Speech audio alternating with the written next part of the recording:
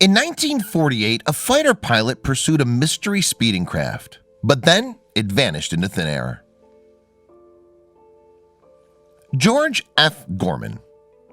George Gorman was born in July 1923. During World War II, George was a fighter pilot. Later, he became an instructor teaching French airmen to fly B-25 Mitchell bombers. When the war ended, he took a job with a construction company as a manager. Since flying was in his blood, he jumped at the opportunity to join the North Dakota Air National Guard in 1946. His unit flew P-51D Mustangs out of Hector Airport. October 1st, 1948. George was piloting his P-51 Mustang on October 1st, 1948. He was flying with his fellow National Guardsmen when they peeled off. George wanted to spend a bit more time flying in the night sky over Fargo, North Dakota. He wasn't expecting too much from the routine flight. While flying alone, he saw a light coming from another plane. It was a Piper Club light plane the control tower had already told him about. He could see it flying about 500 feet beneath him. Unidentified aircraft. A light in the sky caught George's attention. He knew that it wasn't the Piper, and it hadn't been picked up by the control tower. George didn't know what it was, so he decided to investigate. The light on the craft was bright, but then suddenly went dark. When he got close to the craft, the light moved faster than he could change his course. George wasn't the only one who saw the mysterious lights in the sky. One of the air traffic controllers saw the craft on his radar, but it kept disappearing. Describing the incident. George wrote a report to Captain Edward J. Ruppelt. In the report, he said that the light was about 6 to 8 inches in diameter. It was clear white and fuzzy around the edges. He said the light was blinking on and off. When he got close, the light became steady and pulled to the left. Soon it reached about 7,000 feet. Suddenly, the light headed straight for him. He put his plane into a steep dive to prevent the impact. He says that it was a very close call.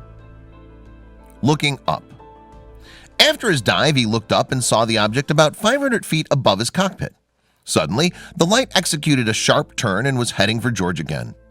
George was sure that the mysterious craft was hell-bent on colliding with him. At the last second, the aircraft flew high up into the sky. George kept tracking the path of the object to 14,000 feet. Then his engine stalled. The object was gone, and he headed back to the airfield for a safe landing. The incident was known as the Gorman dogfight, which lasted a total of 27 minutes. Official sworn statement. After the incident, George had to submit a report to Captain Ruppelt as well as his commanding officer. In his deposition, he said that he was convinced that there was thought behind the craft's maneuvers. He also said that he was convinced that the laws of inertia did not govern the object due to the rapid acceleration. He says that it was fast but not immediate. He says that although the craft managed to turn so tight in a considerable speed, it still followed a natural curve. He also admitted to losing consciousness for a time. Good physical condition. George says that his loss of consciousness had nothing to do with his physical condition. He says that there aren't too many pilots who could turn with the speeds that he did and still remain conscious.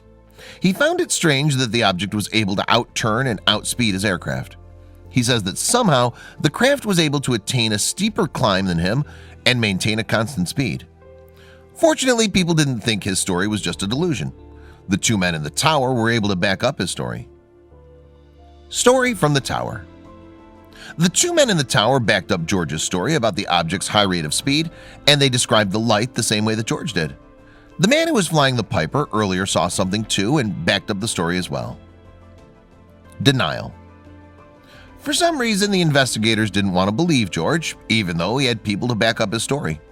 First, they blamed his memory of the incident on the trauma that he suffered during the war. They blamed other issues. However, he barely drinks, doesn't do drugs, and spends his free time hunting and fishing.